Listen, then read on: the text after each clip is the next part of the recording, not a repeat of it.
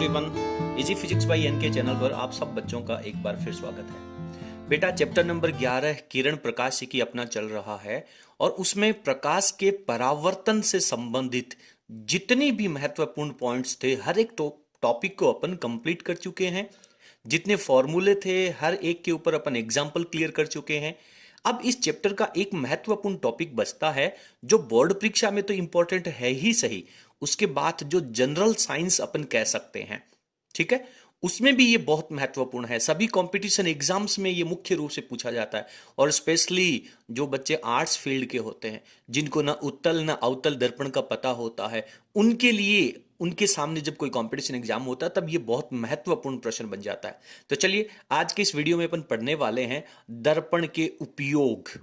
अब साहब दर्पण का उपयोग मुख्य रूप से तो चेहरा देखने के काम में लिया जाता है, मुंह देखने के लिए, बाल बनाने के लिए, यही तो हो गया ना बेटा। लेकिन इतना ही नहीं है, दर्पण के बहुत सारे उपयोग हैं।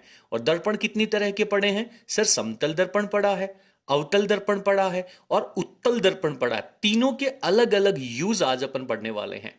चलिए शुरू करते हैं आज की क्लास। सबसे पहले एक नंबर पे अपन बात करते हैं बेटा समतल दर्पण की। समतल दर्पण देखा है क्या आप लोगों ने? बिल्कुल सर, समतल दर्पण तो देखा है। कहाँ देखा है फटाफट बताओ। जहां जहां देखा है वो समतल दर्पण का उपयोग ही तो है। अरे समतल दर्पण का उपयोग कहाँ किया जाता है? सब लोग दिन में इसका उपयोग करते हैं, नियमित रूप से इसका उपयोग करते हैं। अरे मुंह देखने के लिए, चेहरा देखने के लिए। किसके लिए? चेहरा देखने के लिए, ठीक है, चेहरा देखने के लिए किसका उपयोग किया जाता है? समतल दर्पण का उपयोग किया जाता है। सुबह सुबह नहा धो के मुंह देखे ना, कई कई तो नहाना पहले भी देख लें चेहरा देखने के लिए। अच्छा ये बताओ, ये जो समतल दर्पण होता है इसकी वक्रता त्रिज्या कितनी होती है और इसकी फोकस दूरी कितनी होती है? दोनों की वैल्यू आप हमें कमेंट बॉक्स में लिखेंगे, ठीक है। अगर आप लोगों ने बहुत अच्छे से पढ़ा है इस टॉपिक को तो इसकी वक्रता त्रिज्या कितनी होती है और इसकी फोकस दूरी कितनी है, दोनों का आंसर आप लोगों को हमें कमेंट सेक्शन में बताना है। और यदि आपको इसका आंसर नहीं आता है तो उसके वीडियो का लिंक है वो आप लोगों को डिस्क्रिप्शन में मिल जाएगा। चलिए, जहां पे आप लोगों ने दर्पण शुरू किया था, फिर दूसरा समतल दर्पण का जो उपयोग है वो कई प्रकार के वैज्ञानिक इंस्ट्रूमेंट्स में किया जाता है। जब किसी प्रकाश की किरण को मोड़ा जाता है तो उसके लिए समतल दर्पण का प्रयोग किया जाता है। हालांकि आप कहेंगे कि सर दूसरे प्रकार के जो दर्पण है वो भी तो मोड़ने का कार्य करते हैं। बिल्कुल वो मोड़ने का कार्य करते हैं, लेकिन समतल दर्पण के अंदर क्या होगा, कहीं पर भी हर एक बिंदु के ऊपर जहां कहीं भी प्रकाश की किरण आपतित होगी तो वो अभिलंब के साथ आपतित मानी जाएगी। क्यों?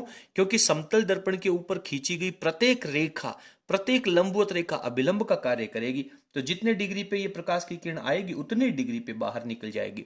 बाकी सारे दर्पणों में वक्रताएं अलग अलग होती हैं, घुमाव अलग अलग होता है, इसलिए हालांकि मोड़ने का कार्य तो वो भी करते हैं लेकिन इनकी जो कैलकुलेशन है वो आसान होती है। तो अपन यहां पे लिखेंगे समतल दर्पण में वैज्ञानिक उपकरणों में, ठीक है, वैज्ञानिक उपकरणों के अंदर समतल दर्पण का प्रयोग किया जाता है। केवल इतना सा लिखने से आपका काम कंप्लीट हो जाएगा। ओके, तो मुख्य रूप से इसके दो ही उपयोग हैं। अब एक मेरे दिमाग में प्रश्न आ रहा है कि जितने भी तरह के दर्पण होते हैं उन दर्पणों के पीछे की तरफ, हालांकि दर्पण बना तो एक पारदर्शी कांच का ही तो होला है। आपने गोलीय दर्पण पढ़ा था, गोलीय दर्पण में क्या पढ़ा था? एक पारदर्शी कांच का बना हुआ गोला है, उसका एक छोटा सा हिस्सा आपने काट लिया, उसके एक तरफ पॉलिश कर दी। यार ये पॉलिश किस पदार्थ की करी हो जाती है? सबसे महत्वपूर्ण प्रश्न है, कई बोर्ड एग्जाम्स के अंदर, कई कंपटीशन एग्जाम में पूछा गया है। तो ये जो नोट मैं यहाँ पे लिख रहा हूं, बाद में हो सकता है कि मैं भूल जाऊं बताना, इसलिए मैं इसको पहले ही बता देता हूं, लेकिन ये सभी प्रकार के दर्पणों के लिए कॉमन आंसर है। इसमें पारा का, पारा जो होता है ना, पारा का या फिर सिल्वर का, ठीक है, एक पतला सा लेप किया जाता है और उस पतले से लेप पर रेड ऑक्साइड, लाल ऑक्साइड कह सकते हैं या रेड ऑक्साइड कह सकते हैं, मैं इसको लाल ऑक्साइड कह देता हूं, लाल ऑक्साइड का कलर कर दिया जाता है, ठीक है, इसका लेपन कर दिया जाता है।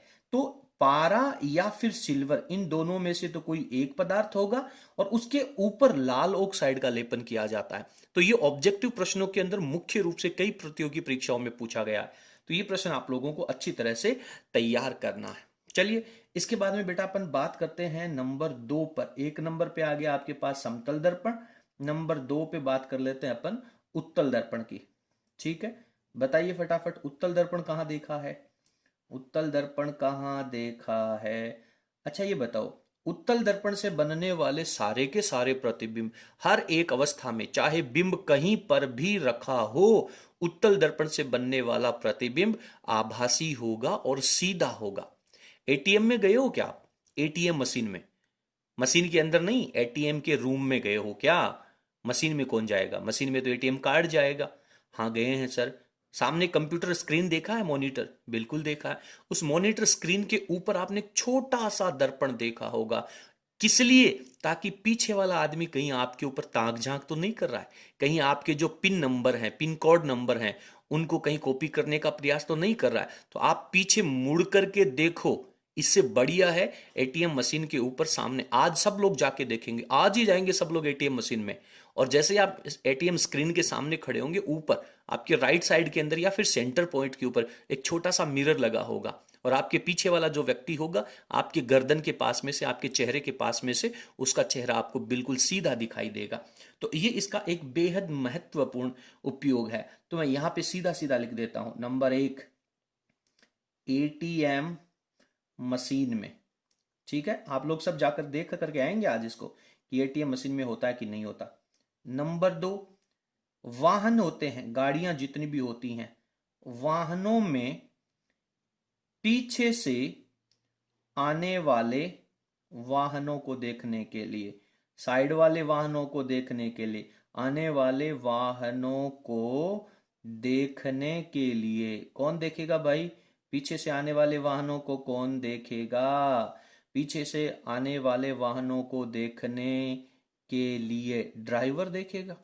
दूसरे को क्या मतलब है? जो मेरी तरह गाड़ी के अंदर बैठा रहता है, जिसको गाड़ी चलानी नहीं आती, वो तो अंदर से सीट पे बैठ करके आराम से नींद काटता है। ठीक है ना?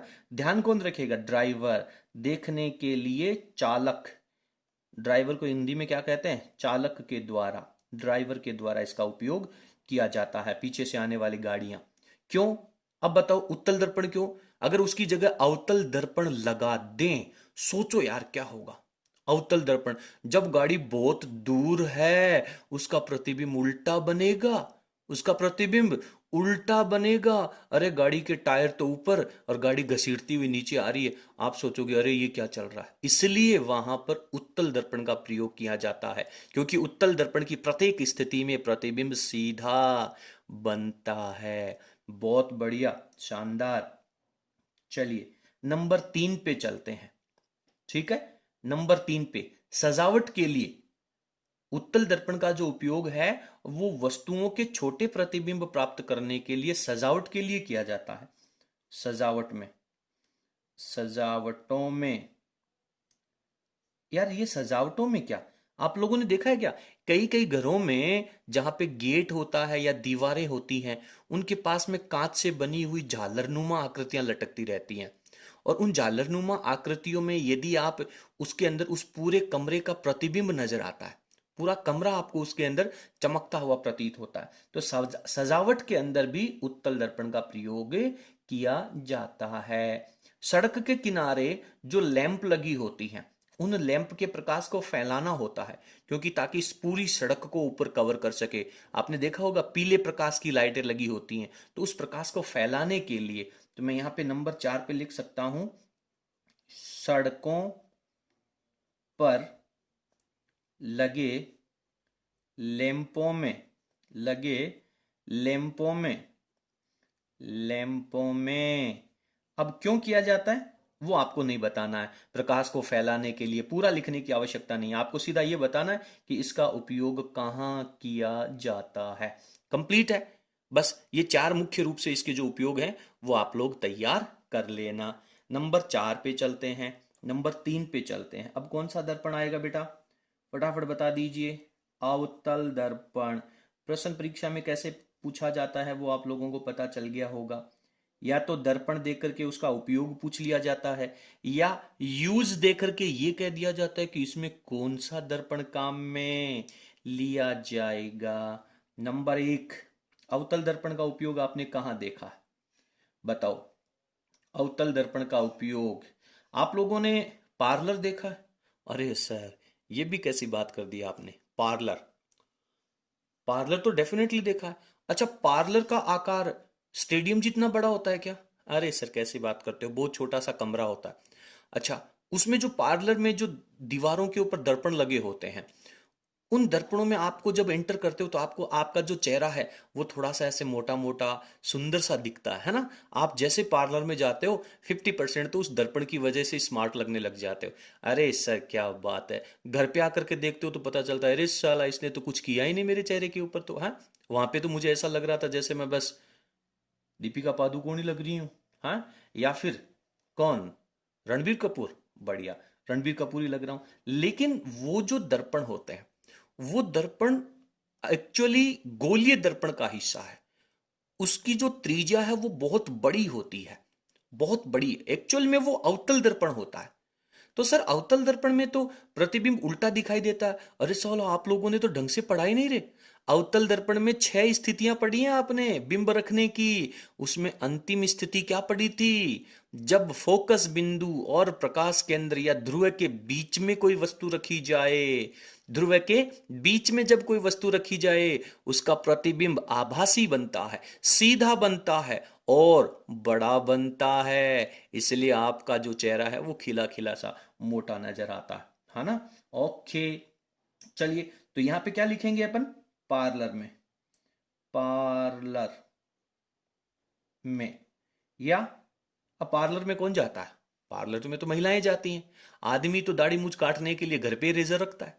हाँ, तो उसको भी तो बेचारे को चाहिए ना कोई दर्पण तो। वो भी तो चाहता है, उसकी पुरुष की भी तो तमन्ना होती है कि मैं भी थोड़ा बहुत सुंदर दिखूं।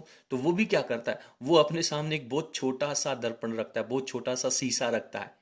एक्चुअल में वो भी अवतल दर्पण है। बात समझ में आ रही है? उसमें भी आपको सीधा प्रतिबिंब नजर आता है। तो यहां पे मैं लिख सकता हूं, दाढ़ी बनाने वाले।